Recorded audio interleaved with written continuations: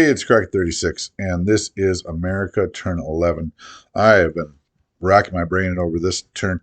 Now, I will tell you that, I am obviously pinched. I mean, I've got Moscow, I've got London, I've got Egypt, I've got India, um, I've got, Hawaii and Australia. Um, I've even got most of Russia at this point in time, considering turn 11 of the game. But I will say that economically speaking, we're in a tough strait right now. So, and I will say that having long range aircraft, huge, obviously, and also having um, components all over the game makes the math geometric. I mean, it just makes it so that you have so many options. So, what am I going to do? I am sending my planes from C Zone 7 to Yenisei, getting them off the boats, and um, and then I'm sending my fleet in 7 without the subs to C Zone 3. In plane from India goes to Volgograd. Plane from India goes to Caucasus. Plane from India goes to East.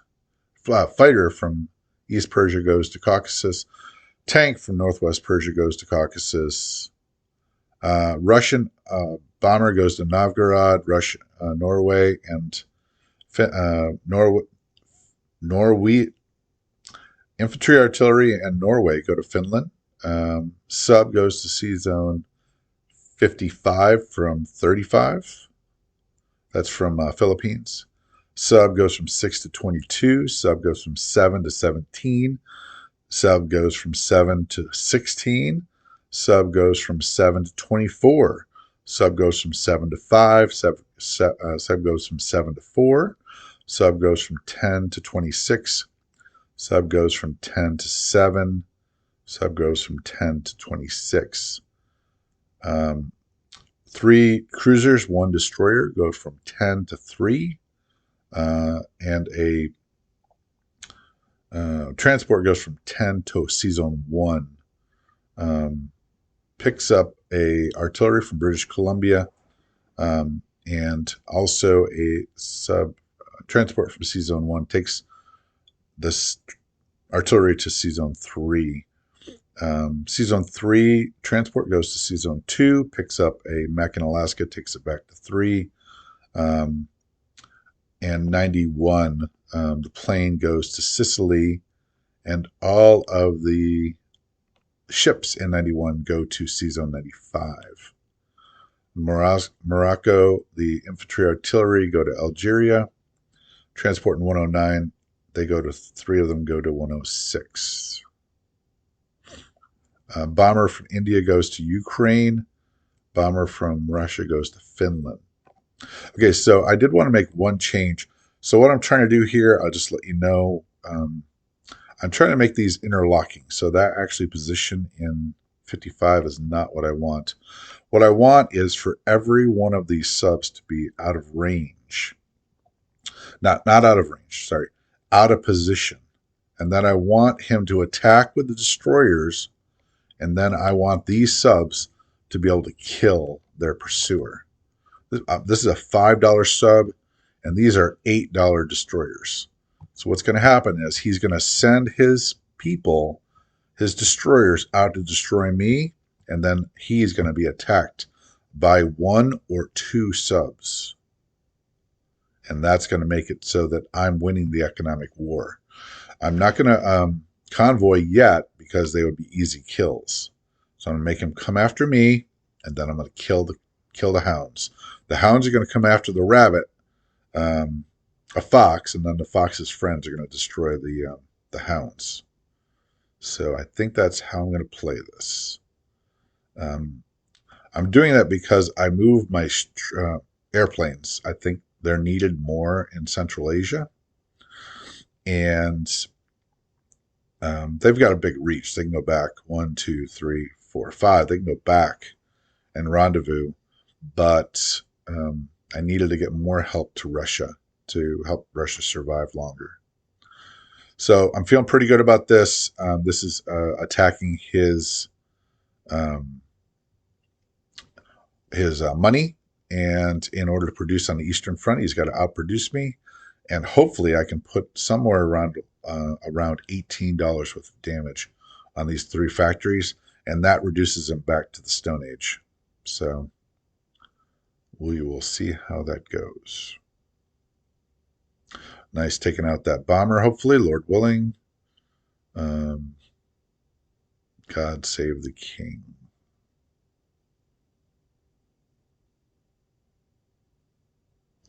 I thought about taking the sub and a bomber versus that, uh, but I do have resources down here to do it with, and I actually want him to be sending some forces down here. So I think I can do it with two fighters and a destroyer. Believe me, I'm tempted to use the sub. You know that 55 sub? I really want to bring it against that destroyer because we're playing destroyer wars. I don't want the destroyer surviving. I really, I, I need Caucasus back because I need him to skirmish down here in the south, send resources south instead of north. Um, and I think I need the bomber up here because I want to succeed. So,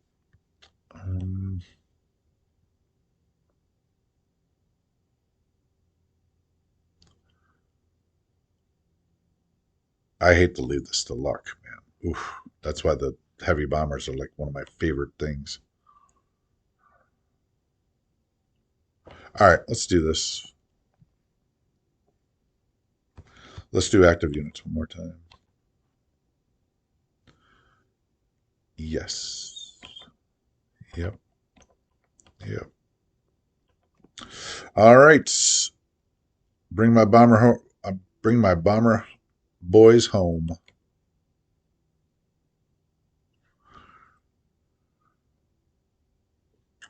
I'm assuming full scramble, which I accept. And I knew that I might be able to take one of his down. That's $10. $5 on that factory, $6 on that factory. So I did cause $21 worth of damage by taking one of the fighters home. The interceptor rule is really dumb, um, in my opinion. It's inadequate. Let's put it that way. So I shouldn't use dumb. That's not really. It's inadequate because it actually incentivizes bombers to go after the planes. Whereas if they were defending at two, they would be obviously more formidable. And maybe the flying fortresses should be defending it too, especially if you have a super one like I do. Oh man. Okay. And oh my goodness. You gotta be kidding me, dude. Okay, that's ridiculous. His bomber shoots my fighter down. Boy, I'll tell you. Oh man. That is just chicanery.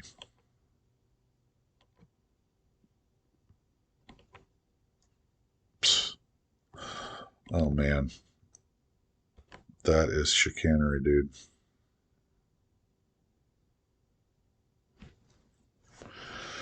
All right. Let's land the bombers. All right. And this won't make it anywhere, right? No. And we reinforce. I don't think this one will make it back. It will. All right. So I think that's probably as good as it gets at this point in time. All right. I can't believe I lost this sub, and I absolutely can't believe I lost that fighter. Okay. Let's do active units. Those are good. Okay, those come over for sure.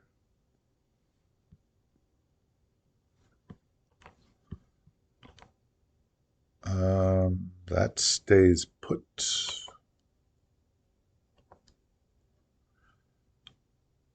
Oh, wait. No, I think that's good. Oh, right. Okay, I am going to.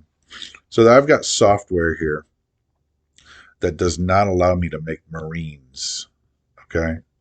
Um, so from here on out, whenever I buy a mech in the Pacific, that mech is a Marine, and it can go onto battleship, cruiser, destroyer. Any boat can carry a Marine. So I don't need transports anymore. That was supposed to be going on all game, but all right, that looks good. I'll show you the document in a minute. All right, so those are Marines. Um, okay, three. He put three in the water. I put three in. Those are Marines that will be carried on those cruisers. And uh, this is going here too. Let's get some bombing of that homeland. That's what we want to do. And with $78, and I don't think I have any Chinese territory. Let's do a recap, and that's 3 transports in New Brunswick. I'm actually going to change that.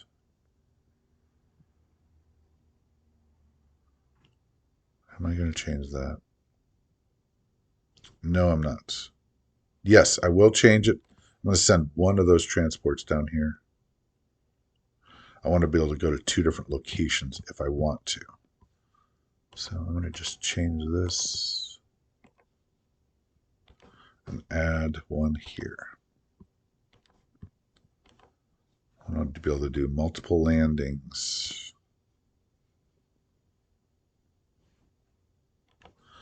And like I said, I should have been using Marines the whole time. And I don't think I landed those troops, did I? Nope, didn't land those troops. Dang it. Okay, take this and this, remove it. It won't do it. I'm going to pause this for a minute while I fix this. Okay, so we did that because the Marines on cruisers and battleships and destroyers better represents the U.S. Navy might, and also, of course, the reality that they did go on to those kind of ships. Uh, the landing craft, the defenseless landing craft, was a mistaken, in my opinion, a mistaken design, and did not represent the PT boats, escort destroyers, smaller ships that we had, minesweepers that were able to contribute to the war um, and the war effort. And these transports for the Americans really put the Americans behind. So let's do the recap. Oh, I did want to move those 2 over right here. Sorry. And then we'll be able to protect it. All right. And hopefully 1, 2, 3, 4, 5. Yes. Okay, good. So that's what I want. So here we go with a recap. There are 4 beautiful beautiful big bombers, super heavy bomber, long range aircraft. These are the 29s in Moscow with 1 fighter. They caused 5 damage in Ukraine. I'll finish that off. I'll damage this factory with Russian rockets. And then 6 for Volgograd, 1 tank in Caucasus, 1 artillery in Finland, carrier, 2 destroyers in 112. 106 has 2 transports, 2 anti-aircraft here in Eastern. 91 has two cruisers and 1 transport. Infantry artillery in Algeria, sub in 93. Aircraft carrier and destroyer and transport in 95. And okay, and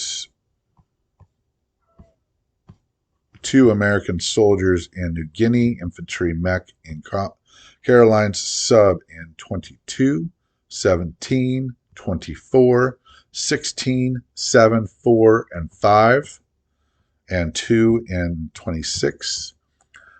6 beautiful American cruisers, 5 aircraft carriers, 1 destroyer, 1 battleship, 2 Anzac fighters, and 2 transports in 3, and infantry, artillery, and 2 mech in Soviet Far East, 2 anti-aircraft in Alaska, 2 mech, 2 big beautiful bombers in Western United States, 1 sub, and 2 cruisers in 10. Those are not mechs; those are Marines. They will go on the boats.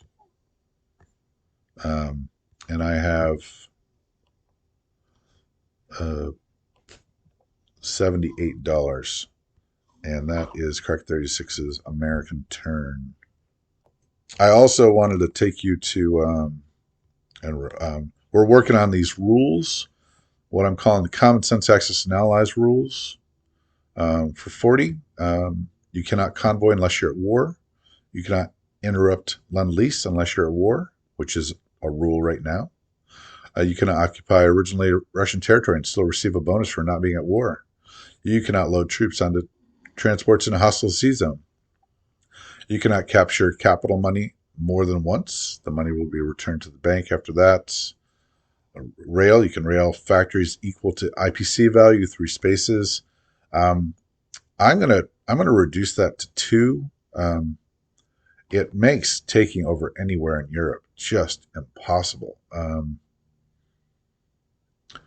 I'll keep it as is, I guess, but just makes like right now to make any landing in Europe, he can then move 5 or 5 to anywhere. He can move them for 3 spaces, so he could bring this 10 units here, 2 units here over to here, lickety splickety. Not this one. No, he could actually. 1, 2, 3. No, I guess not. But this one can move 1, 2, 3. Rail all of these 10. 10. It's just too much. Maybe we should limit it to 2. I'm open to suggestions, but being able to move 10 units to Bulgaria, Albania right away. I mean, if I take Southern Europe, he's able to move, not just the 13 here, but also 5 from here. It just makes landing in Europe impossible. They've already got the center of the spoke at the center of the wheel advantage, and it's just, I mean, we're trying for history here. So the hills in Italy, by the way, were not easy to pass through historically. So, I mean, getting on the job, just trying to simulate history a little better. All right, so let's see here. Oh, I wanted to look at the rules. Okay, so the rules.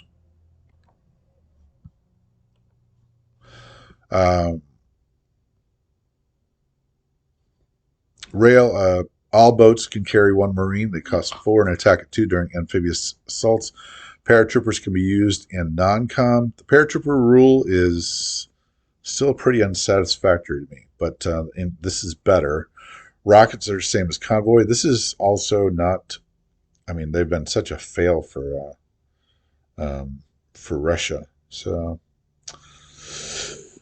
self-propelled artillery replaces advanced artillery because it's advanced artillery that can move 2. I want to change that rule to the self-propelled artillery are minor tanks, and they do not boost the infantry. Tokyo Express should be everybody if you're going to do it. And paratroopers, by the way, should not be a tech. They should be like right off the bat. And everyone had them. So it's not really technology. Some technologies are unavailable to some nations. I do like this one. I would adjust this to the Japanese can get. So I forgot about this rule, by the way. The Japanese should not have jet power. right now. But the Japanese can have long-range aircraft because they did. Russians can also have rockets.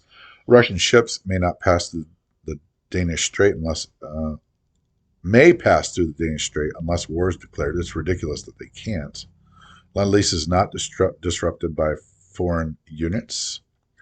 Russian war bonds are available after Germany or Italy declare war. I'm going to actually eliminate that because they were at war starting in 39, right? Poland as well as Finland, the Winter War. They had a war with the Japanese before 39. I can't remember. It might have been 38 or 39. And they signed a peace treaty. So this, I think, is not going to be a rule. That they were on war footing pretty early on. And then this is too late. I'm going to say maybe 4, around 4. And so anyways, playing with these rules, I had a couple more. The Axis shipping have the same restrictions. Are limited by the same restrictions that the Allies have, that the U.S. has in the Pacific. So I've had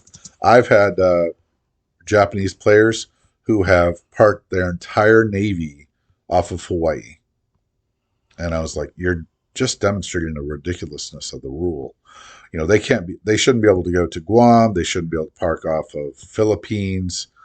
I'm not even sure they should be able to park off the Money Islands because that's an act of war. So, and these were Dutch owned. Now, Dutch at that point in time was kind of weird because it was taken over by the Germans. So maybe that's not the case. But certainly Malaya, certainly Borneo. The coastal regions are a little different because they're a mix. Like Japan owns Siam, but the British own the rest in this territory. So when it's mixed, it should be okay. But when it's not mixed, like Midway or Alaska or Hawaii, it shouldn't be allowed. So I'm going to make it that way in the rules. This is just common sense. The other stuff, like the one thing that's not common sense here is Tokyo Express.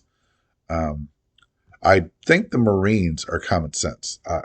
Being able to go on these boats. Maybe we could accept the battleship there, and that would elevate the cruiser to something. Tell you what, I'll say the cruisers, and destroyers. That'll make the cruisers a little bit more beneficial.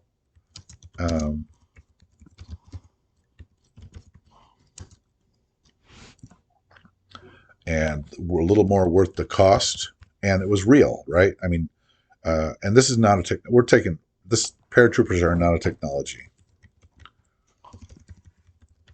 are not a technology. I'll replace that with probably heavy super carriers. Paratroopers are not a tech. Everyone gets them at the beginning of the game.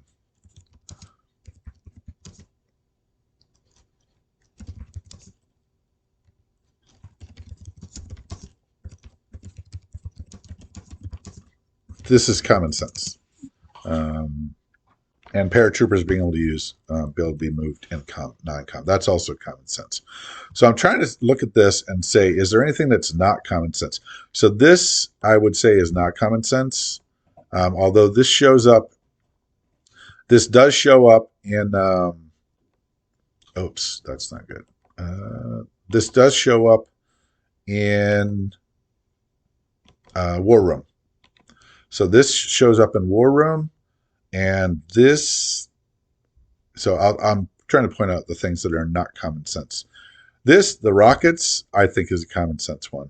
As much as I hate the fact that I'm not, rockets are not being used or not effective. They're just like convoys. They're like a broken leg. Maybe they should be 1-4. I'm going to suggest this to, and that would just make the convoys as well. 5 and 6 is a miss. Rockets are the same as convoying. Yeah, rockets. So 1-4 is a miss. I think this is a little bit better. Puts a little more oomph in the asymmetrical warfare. This is not. This is not. All right, let me let my cat out of the bathroom. Okay, so that's a good shot on common sense, and I should say common sense.